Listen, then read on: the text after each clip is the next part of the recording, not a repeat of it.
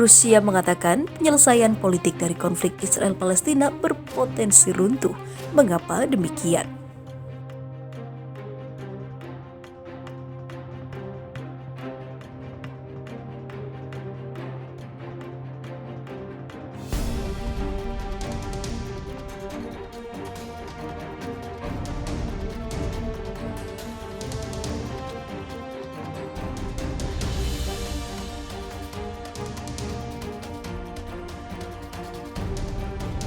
Proses mencari penyelesaian politik dari konflik Israel-Palestina menghadapi masalah signifikan dan berpotensi runtuh.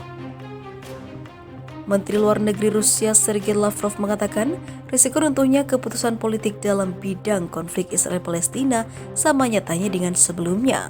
Situasinya sangat serius, seperti dikutip dari TASS. Lavrov mengungkapkan hal itu pada konferensi pers bersama menyusul pembicaraan dengan Menteri Luar Negeri Pemerintah Libya untuk Kesepakatan Nasional Mohamed Siala di Moskow. Peran PBB yang bertanggung jawab dan memimpin dibutuhkan di sini, seperti dalam kasus lain untuk melanjutkan pembicaraan langsung antara Palestina dan Israel dengan dukungan kuartet mediator internasional dan juga negara-negara Arab, ungkap dia. Lavrov menekankan Rusia mengharapkan langkah aktif dan juga bertanggung jawab langkah-langkah inisiatif dari utusan PBB untuk perdamaian Timur Tengah dan juga tentu saja Sekretaris Jenderal PBB itu sendiri, ungkapnya. Di sisi lain, Hamas makin tegas. Hamas tolak negosiasi pertukaran tahanan dengan Israel. Arab Saudi akan berdamai dengan Israel jika Palestina diakui sebagai negara. Israel gigit jari karena sepertinya tidak akan jadi normalisasi dengan Arab Saudi. Raja Arab Saudi Salman bin Abdul Aziz mengatakan kepada Presiden Amerika Serikat Donald Trump bahwa langkah normalisasi hubungan kedua negara tak akan tercapai apabila Palestina tak diberikan hak merdeka. Menyadur dari Israel National News, Raja Salman yang berbicara lewat telepon dengan Trump diminta untuk mengikuti jejak Uni Emirat Arab yang telah setuju berdamai dengan Israel. Uni Emirat Arab sendiri menjadi negara Arab ketiga yang menormalkan hubungan dengan Israel setelah Mesir dan juga Yordania. Dan setelah itu ada negara Bahrain dan juga Maroko. Raja Salman dilaporkan Reuters mengaku menghargai upaya Amerika Serikat mendukung perdamaian antar negara-negara Arab. Namun dia ingin melihat solusi yang adil dan permanen terkait masalah Palestina berdasarkan inisiatif perdamaian Arab yang diusulkan oleh kerajaan pada tahun 2002. Arab Saudi bersikeras bahwa Israel menerima prakarsa perdamaian Saudi pada tahun 2002. Prakarsa perdamaian itu menetapkan bahwa 22 negara Arab akan menormalisasi hubungan dengan Israel sebagai imbalan atas penadikan Israel dari Yudea dan juga Samaria. Israel sampai saat ini telah menolak proposal Saudi pada tahun 2002 karena isi prakarsa perdamaian itu dinilai merugikan negara Yahudi tersebut. Negara-negara Arab menyerukan kepada Israel untuk menerima apa yang disebut hak untuk kembali bagi jutaan keturunan Arab yang melarikan diri dari Israel. Para negara yang secara efektif mengakhiri negara Yahudi, permintaan Raja Salman terkait dikembalikannya hak Palestina sebagai negara berdaulat muncul setelah Donald Trump baru-baru ini mengajak Arab Saudi dan bergabung dengan kesepakatan Israel Uni Emirat Arab. Seorang anggota senior keluarga kerajaan Saudi kemudian menekankan bahwa harga Arab Saudi untuk menormalkan hubungan dengan Israel adalah pembentukan negara Palestina yang berdaulat dengan Yerusalem sebagai ibu kotanya. Arab Saudi tidak memiliki hubungan diplomatik dengan Israel, tetapi ada desas-desus dalam beberapa tahun terakhir tentang pemulihan hubungan antara kedua negara. Namun pejabat Saudi membantah laporan tersebut.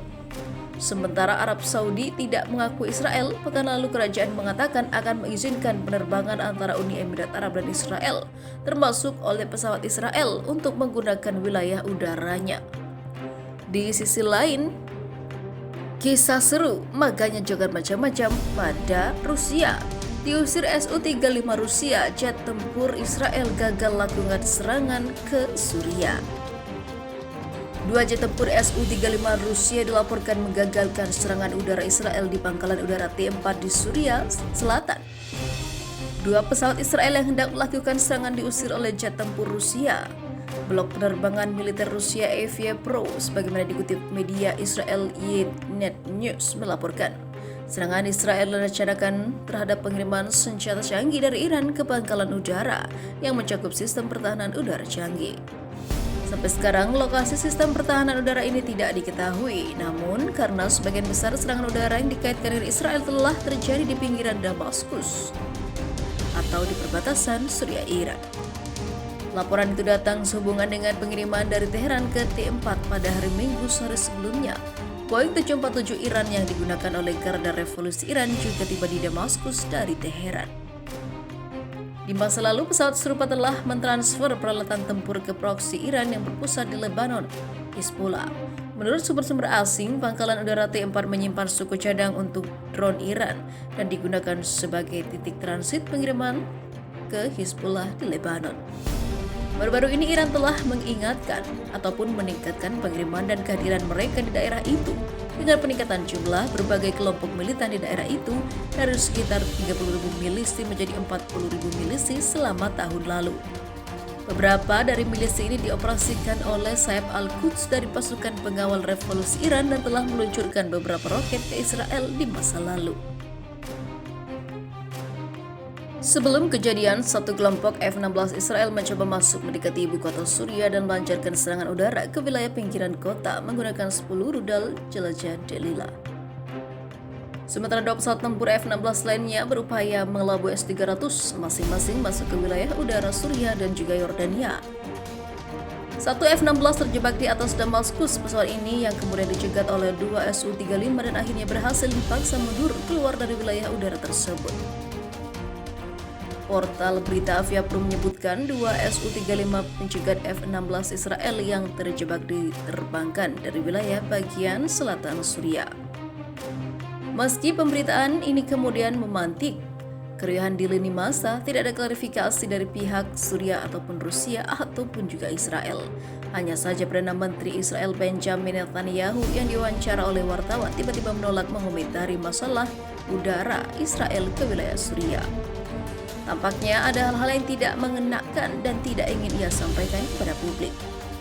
Ditanya tentang dugaan keterlibatan Israel dalam wawancara Jumat pagi dengan Radio Haifa itu, Netanyahu berkata, "Saya tidak akan mengomentari satu operasi atau lainnya." Netanyahu pun menambahkan bahwa hal itu bisa saja bukan pesawat Israel.